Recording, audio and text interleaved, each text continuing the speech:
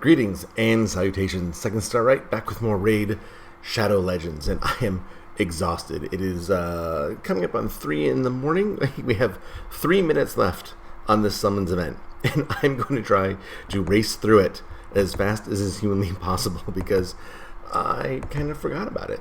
No, I don't want you fragment summon.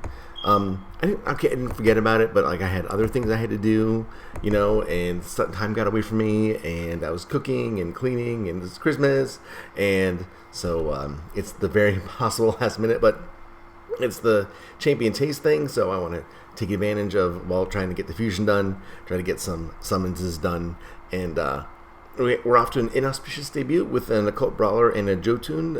Occult Brawler is great, but at this point in my account, Occult Brawler is not something I'm looking forward to. But we're going to see if we get on Legendary. And it is Errol, who I don't have, so that's awesome. So we have a Legendary on our second 10 pull, and that's awesome. We'll look at that later. I can't look at it right now because I only have 3 minutes to get through 50 shards. Okay, Maeve and a Rearguard Sergeant also coming to the party, which is nice. Okay, so now we are on the next Corpse Collector. I've already done a video on her a while ago, but I didn't actually 6-star her. I reviewed her at 5 stars. Okay, nothing else really interesting here. Let's continue on. Here, I was like worried about not being able to get through this in time, but if I don't, wax lyrical as I tend to do and be really speak with a lot of exposition, it seems I can get through things a lot faster. Pestilus. I have Pestilus on the precipice of being 6-starred, but I have not gone all the way and committed yet, which I may do, because I have a lot of resources right now. I'm resource rich in Raid. Okay. Alright, and there we go. A video that, let's see, 50 shards would probably take me like 15 minutes to talk my way through. And I hit the accelerator and got through that in no time whatsoever. That was, that's unlike me. Alright, but let's see. Now that we can take a step back, we see the portal, 57 seconds left. Look at that. I had a minute to spare. It's not bad as far as, how I typically can extend these summons videos out into perhaps more time than they are welcome, but that's okay. I did not get very far. Oh, that's my training event. Okay, I was a bit worried there. All right, let's go back to the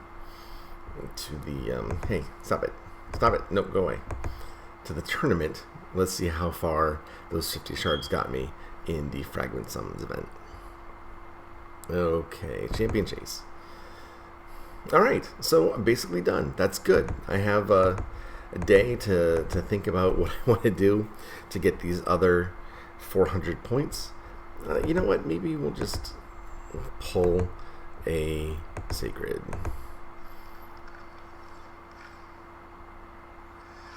And it's just Hangover Smash Sword.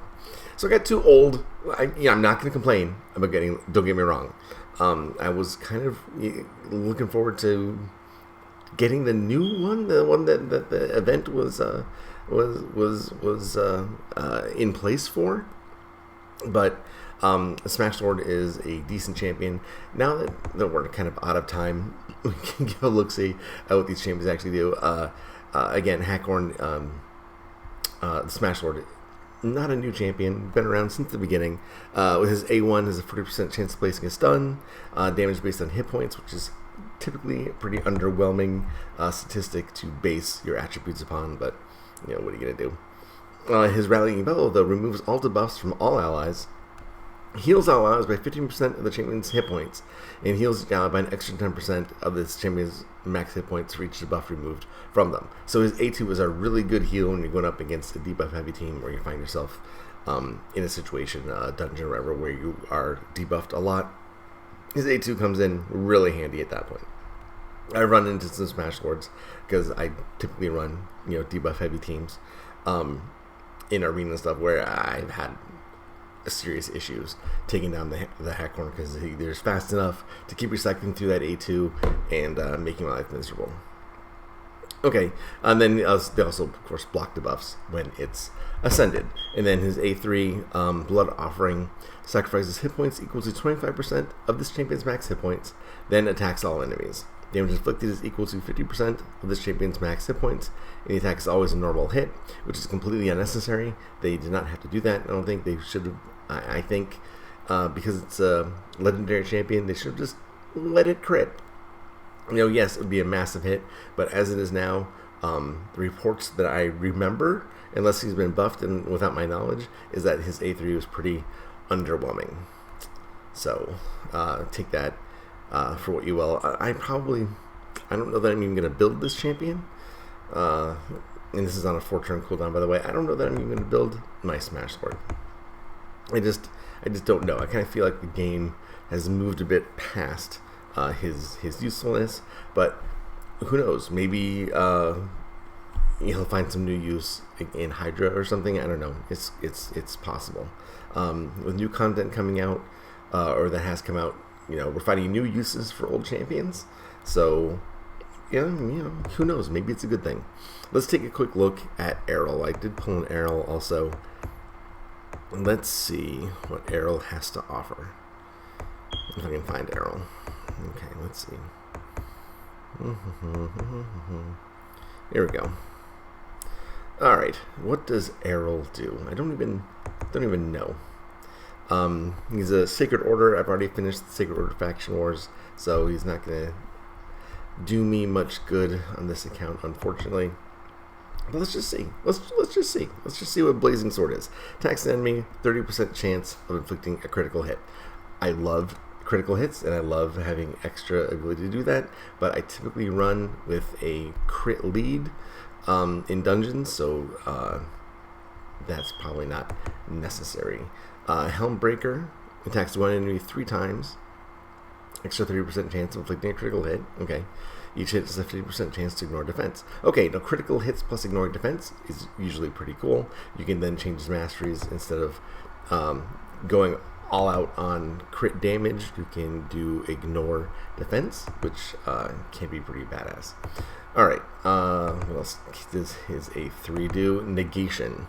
Steals a random buff from the target, then attacks the target, an extra 30% chance to critical hit. Because all of his attacks have that extra 30% chance of critical hitting, kind of like the Battle Sisters in the Barbarian faction.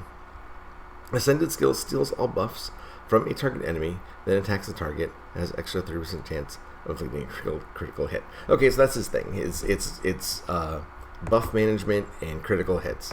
Oh, that's kind of cool. I dig it.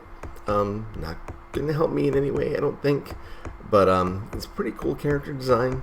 I appreciate the design of his cape, I guess. I don't know, I'm trying to think of positive things to say, other than the fact that I drew 2 legendaries within 5 minutes, which is a cool thing, even if said legendaries aren't the new ones that I was kind of hoping to acquire. That's unfortunate. Oh,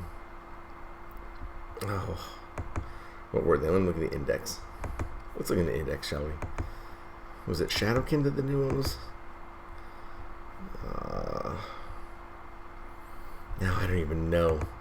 Wyrim looked pretty badass, and I was kind of looking forward to acquiring that champion, but it was not to be this time, I guess. That's really unfortunate. I don't even know what faction that champion was in. Undead Hordes?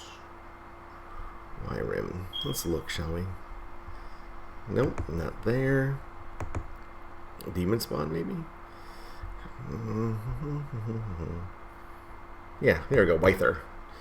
Here we go. Well, on the plus side, I finished Demon Spawn Faction Wars, but she's just such a cool looking champion.